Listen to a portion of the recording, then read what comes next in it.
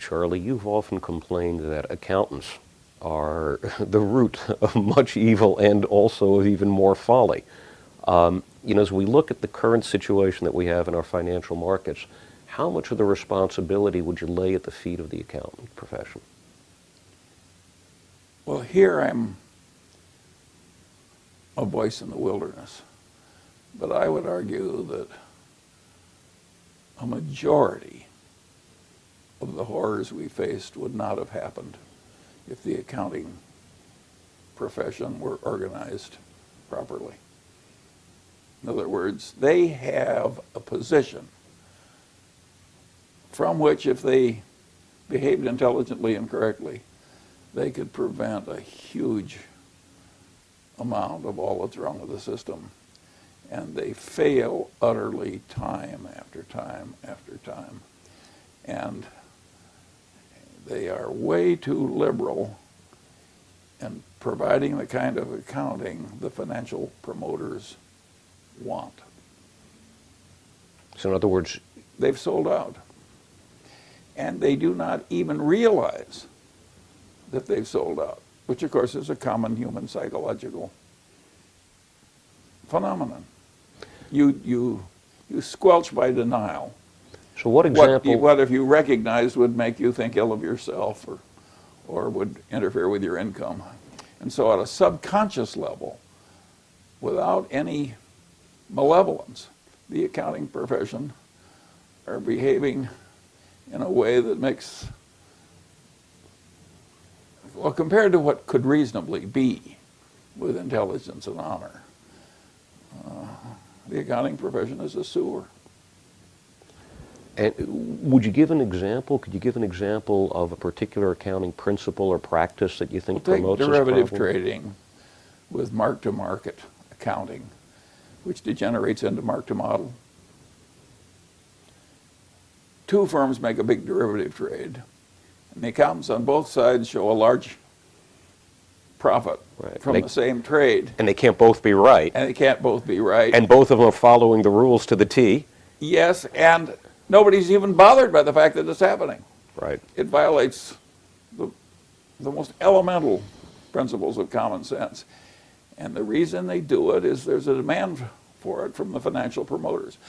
I remember when interest rate swap accounting was done on a different and more conservative basis. And the Morgan Bank was the last holdout. And finally they couldn't hold their traders and report the same kind of income other people reported, and so they threw out the sound accounting and went to the phony accounting. And they did, it was kind of funny at the time, it was many decades ago. And so, some of the people were kind of reluctant, but they said we just have to go with the flow. So it was a huge mistake. Is this a problem that can be fixed with the accounting profession, with the accounting process, or is this something that we're just going to have to live with? I think you're talking about a problem rooted so deeply in human nature that I don't think you'll live long enough to see it. If it gets 20% fixed in the direction it should go in your remaining lifetime, you'll be a fortunate man. So how do we get there? So let's assume that we actually want to accomplish something good in this space. I don't know how to transform all human life into a... We're just talking about the accountants, Charlie. Well, but accounting is a big subject, and there are huge forces in play, and the entire momentum of existing thinking and existing custom is in a direction which allows these terrible follies to happen, and the terrible follies have terrible consequences. What we're in now is, in its triggering circumstances, it's worse than anything that's ever happened. Worse than the Great Depression? Yeah, it's not, no, we're not, the economy hasn't contracted as much as the Great Depression, but the malfeasance and silliness, it was the triggering event, was way greater. So in other words, and more widespread. In the 20s, a tiny little class of people were our financial promoters, and a tiny little class of people were the people that bought securities. This now is deep into the whole culture. And it was way more extreme. So if sin and folly get punished, we're in for a hell of a punishment. So it's a more pervasive problem, and it's also a more global problem. Yes. And do you see a chance that it does reach to a level closer to the Great Depression? How bad does this get, Charlie? Well, nobody knows that because we've never done this before.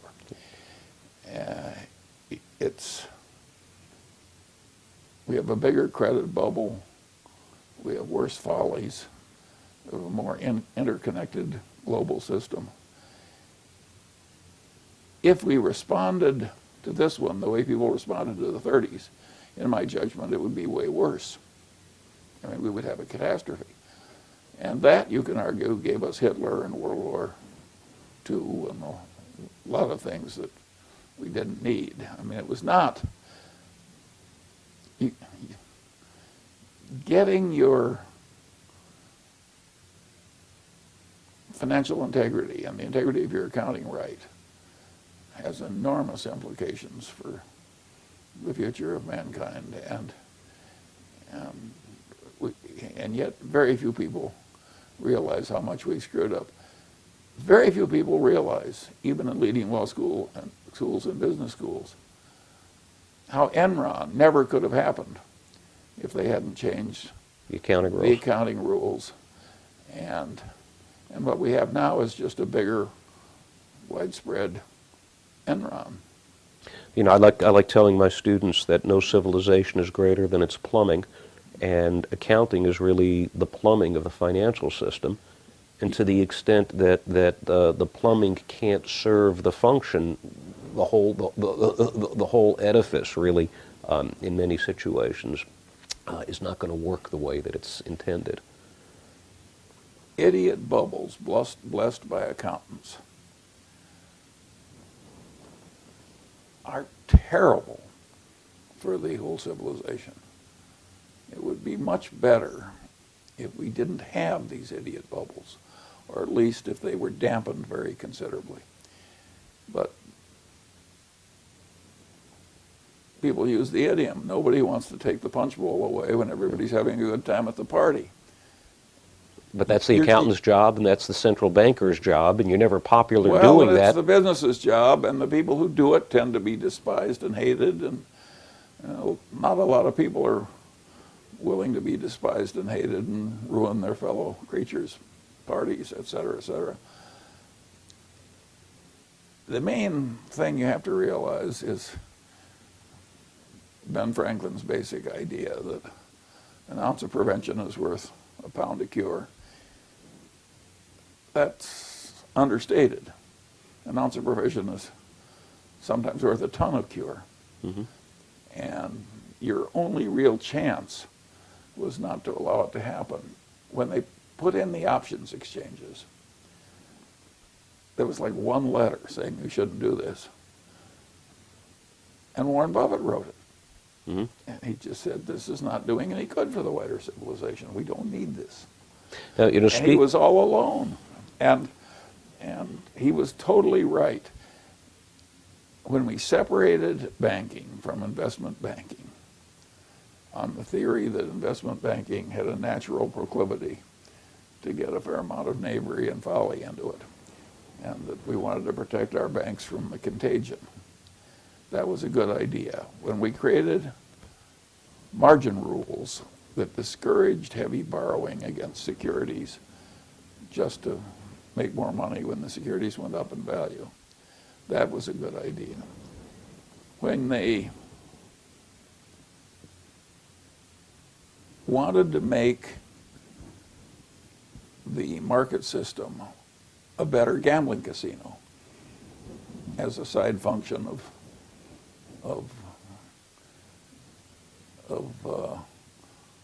a necessary capital market with vast profits for the people who were helpers in the trade, the market makers and the brokers and so on. That created a big constituency in favor of a dumb change. And there was little Warren Buffett saying this is a dumb idea. We're not controlling margins if you're having option exchanges. You get unlimited leverage, whatever the Unlimited market will leverage comes support. automatically with an option exchange. Of course. And then they did the derivative trading, which made the options exchange look like a benign event. And so just one after another, we made these insane departures from the corrective devices we'd put in the last time we had a big trouble, and that really worked quite well. The investment banks of yore, when the Mellons were running First Boston, and Morgan Stanley was a very conservative place, chastened by the 30s. The investment banks were partnerships. They were totally private. The partners were dependent for their retirement on the prosperity of the firms they left behind and the customs and culture they left behind. And the places were much more responsible and honorable.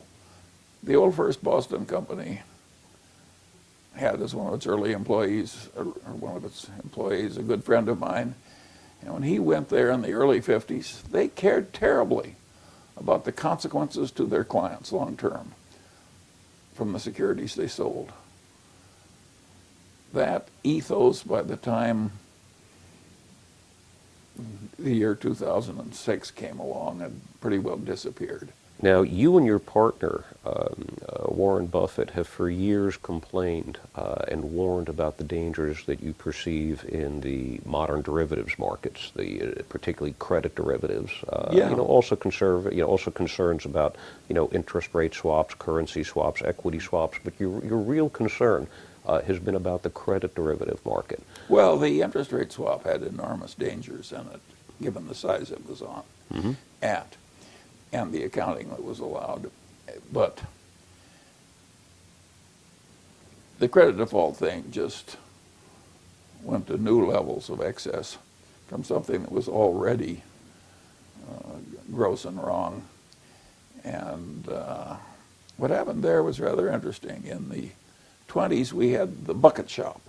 Right. And the bucket shop was a term of derision because these people ran a gambling parlor. They didn't buy any securities.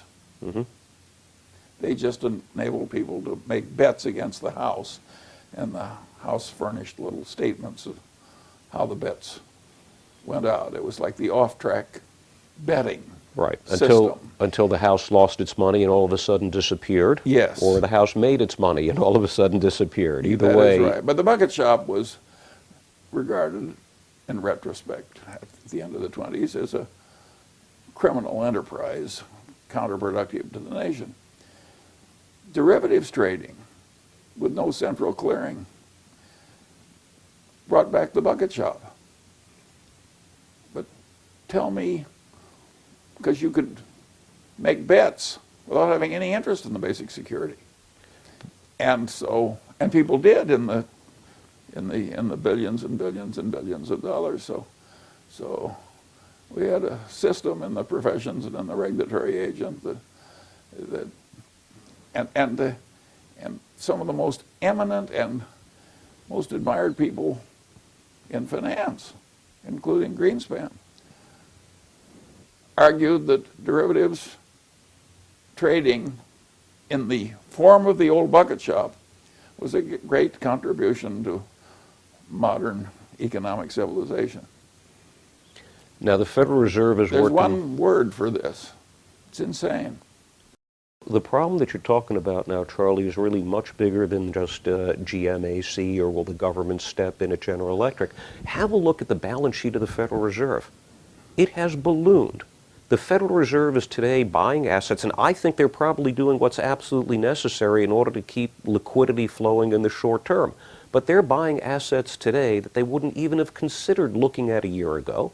There are over $800 billion of this stuff sitting in the Federal Reserve balance sheet right now, and that number, in my view, is much more likely to double or to approach $2 trillion within the next 18 months than any other number that you're likely to see. Well, I think the problem is so extreme that nothing unextreme has any chance of fixing it. So Agreed. I basically applaud the people in the government that are doing these extreme things. I'm sure they're making a lot of decisions that in retrospect will be seen as mistakes. But given the human condition where they have to do extreme things under fire, I am not inclined to criticize. I like the fact that they are so willing to do things that have never been done before, because believe you me, we have problems Right. that you So, have never seen before too. So, and I like the fact, here I am a right-wing Republican, I like the fact that Obama has put into the White House Larry Summers, who is a ferociously smart human being, and will try and do the right thing, even if it offends some people. I think that's a quality that we need right now. well, you mentioned President-elect Obama, soon-to-be President Obama. What do you think of the job that he's doing so far, the transition team that he's put together, directions that he's pointed that he's going to try to take the economy in? Well, I would argue that he's, given the circumstances and given the background he comes from, I would argue that he is doing very well indeed. And going back to your observation where you were supporting what the Federal Reserve is doing in terms of buying up all these assets, swelling its I won't balance sheet. comment on every individual decision, but Sure. extreme aggression and trying to prevent the total collapse of a system feeding on itself, I think is totally correct. Mm-hmm. And I think that both Bernanke and Summers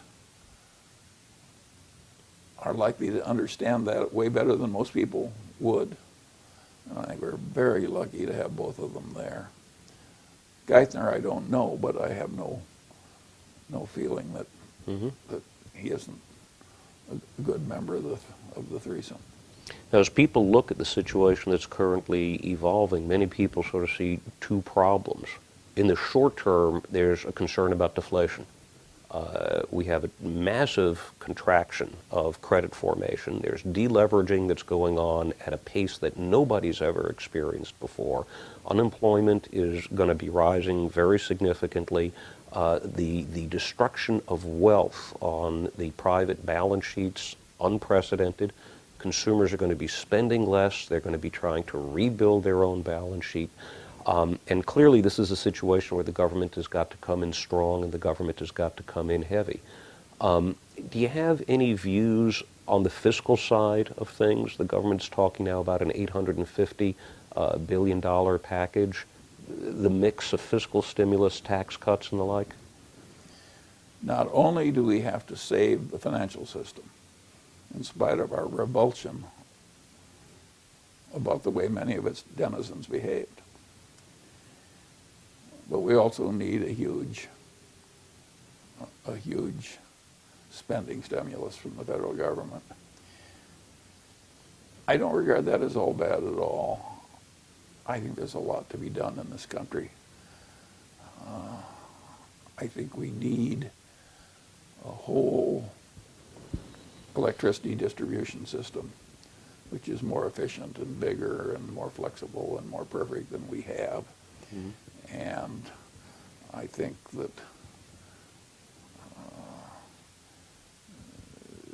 this is an opportunity to get that done.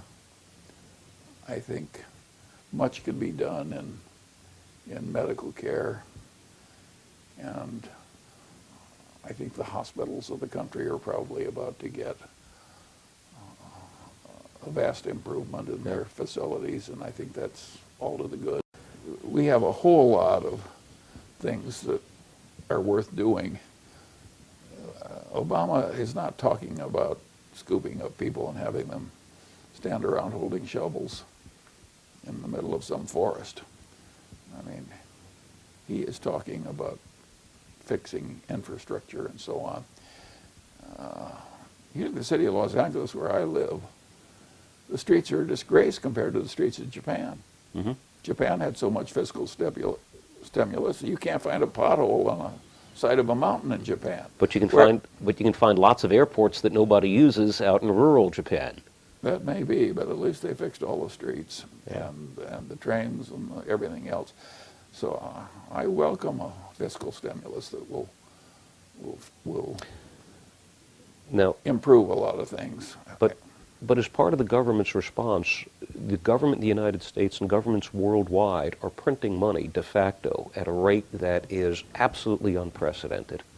And if, we know traditionally that if you increase the supply of something, its price is going to go down. Short term, everybody's really worried about deflation. We would have been much better if we hadn't worked ourselves into this position where we have to do this. And you are right to point out that there are dangers from what we have to do. But the dangers from what we have to do are less than the dangers that would plainly come if we responded as we did to the 30s. In an ideal world of classical economics, you can say just let everybody suffer and then let it work back itself from a low level. We can't do that with a modern voting democracy. We're hooked for exactly what is happening, and so are the other advanced nations. And sure, there are dangers, and we may get some inflation, but the kind of economic misery that gave us the rise of Adolf Hitler, that we don't want, and we should skirt that danger cheerfully, accepting the dangers that come from the skirting. So you see the situation as being one where we're trying to manage the lesser of two evils, or the least of many evils, as a practical matter. And what I'm hearing from you, Charlie, is that so far so good. It appears that the government is on a reasonable track. It is very reasonable to react with the extreme vigor that's been shown. In fact, I would argue, in retrospect, that the vigor wasn't quite enough. I would agree with you. I would argue that it was perfect obvious they had to save all these banks and the major investment banks. So a scale of 1 to 10, how big a mistake was it that they let Lehman go?